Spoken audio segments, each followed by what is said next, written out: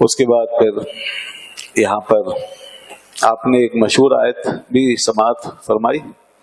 کئی آیتیں آج مشہور آیتیں ہیں جو اکثر ہمارے خطبوں کا موضوع بنتی ہیں اور بعض میں ان کی تفسیر ہوتی ہے، جیسے الا ان اولیاء اللہ لا خوف علیہم ولا هم یحزنون.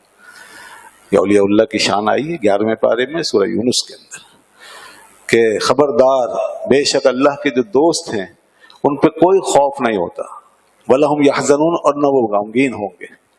اور آگے فرمایا لہم البشریٰ فی الحیات دنیا و فی الآخرہ، ان کے لیے بشارت ہے دنیا کی زندگی میں اور آخرت میں. دنیا کی زندگی میں کیا بشارت؟ دنیا کی زندگی میں بشارت کون دے رہا ہے؟ یہ سوچنے والی بات ہے.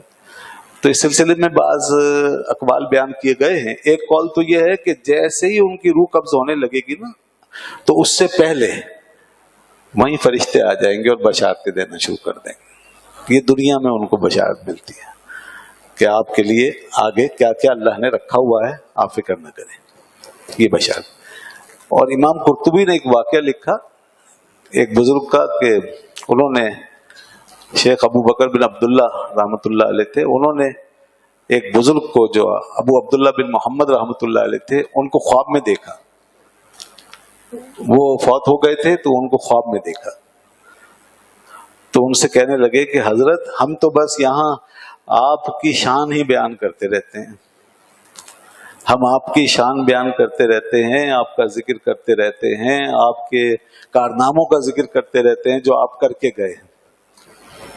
اس پر وہ فوت شدہ بزرگ جو تھے وہ ان سے کہنے لگے اور ہم یہاں آپ کی شان بیان کرتے رہتے ہیں ہم یہاں آپ لوگوں کی شان جو آپ کر رہے ہیں دنیا میں کام. تو دیکھیں یہ دنیا میں بشارت کا سلسلہ یوں بھی جاری ہے کہ جو زمین کے اوپر کام کر رہے ہیں نا اچھے لوگ اور جو اللہ کے راستے پہ چل رہے ہیں تو مرنے والے ان کو یاد کر رہے ہیں، وہ اپنی قبروں میں سے یاد کر رہے ہیں کہ کتنے اچھے لوگ ہیں جو اوپر بیٹھ کے کام کر رہے ہیں، اور اوپر والے ان کو یاد کر رہے ہیں جو نیچے جا چکے ہیں. تو اس طرح دونوں جو ہیں ایک دوسرے کا ذکر کرتے ہیں. اور حدیث میں تو آتا ہے نا ماں باپ خوش ہوتے ہیں اولاد کے اچھے کارناموں سے، ماں باپ خوش ہوتے ہیں، ان کی آنکھیں ٹھنڈی ہوتی ہیں، ان کے سامنے اعمال پیش کیے جاتے ہیں. اسی طریقے سے آج وہ آیت بھی آئی سورہ توبہ کی آخری آیت، اس کو تو وظیفہ بنا لیں، پہلے بھی ہم ہمیشہ سے کہتے رہے ہیں. فرمایا لقد جاءکم رسول من انفسکم عزیز علیہ ما عنتم حریص علیکم بالمؤمنین رؤوف رحیم.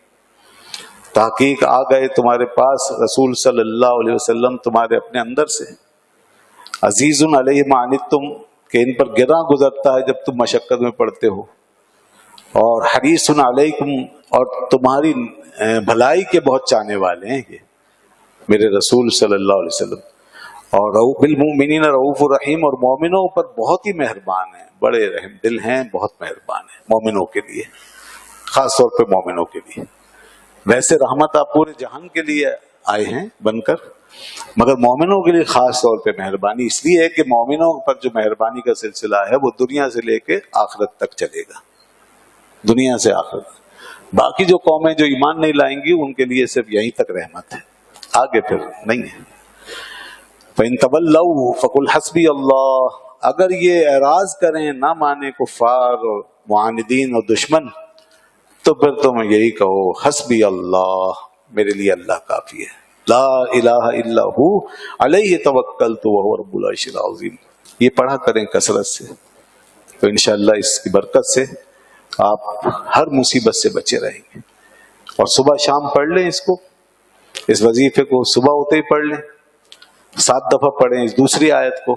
پہلی آیت سے شروع کر 2 آیتیں ہیں تو پہلی آیت سے شروع کریں جہاں سے میں نے پڑھا ہے، اس کے بعد دوسری آیت جو ہے اس کو 7 دفعہ پڑھ لیں اور پھر کہیں صلی اللہ علیہ یا محمد، صلی اللہ علیہ یا محمد. بہت کتابوں میں یہ واقعہ لکھا کہ حضرت ابوبکر شبلی رحمۃ اللہ علیہ جو تھے ان کو دیکھا گیا کہ حضور کی بارگاہ میں آئے، کسی نے دیکھا رسول پاک کی بارگاہ لگی ہوئی ہے اور شبلی آئے اور حضور ان کے لیے کھڑے ہو گئے اور ان کو بڑا اعزاز عطا فرمایا آپ نے، بڑی عزت افزائی کی گئی ان کی. تو پوچھا یا رسول اللہ یہ تو دیوانہ ہے، آپ نے اس کی اتنی عزت افزائی فرمائی؟ فرمایا یہ روزانہ یہ آیت پڑھتا ہے اور اس کے بعد کہتا ہے صلی اللہ علیہ یا محمد، صلی اللہ علیہ یا محمد۔ تو یہ لکھا ہے بزرگوں نے، اس کی برکت یہ ہے انشاءاللہ بزرگوں کے مطابق، جو میں نے اپنے بزرگوں سے سنا ہے، کہ انشاءاللہ اگر صبح پڑھ لیں گے تو شام تک موت بھی نہیں آئے گی، اور شام کو پڑھ لیں گے تو صبح تک موت نہیں آئے گی، اور جس دن موت نے آنا ہوگا اس دن آپ بھول جائیں گے۔ تو کم از کم اس دن کی گارنٹی تو رکھیں جس دن آپ نے پڑھ لیا ہے، باقی پھر جب آنی ہوگی تو اللہ کا فیصلہ ہے۔ جی ہاں، ایک اطمینان تو ہوتا ہے نا پھر آدمی کو۔ اور پھر جو میں نے ابھی یہ واقعہ بتایا اس نسبت سے ماشاءاللہ بڑی بات ہے یہ کہ حضور کی بارگاہ میں قرب حاصل ہو جائے۔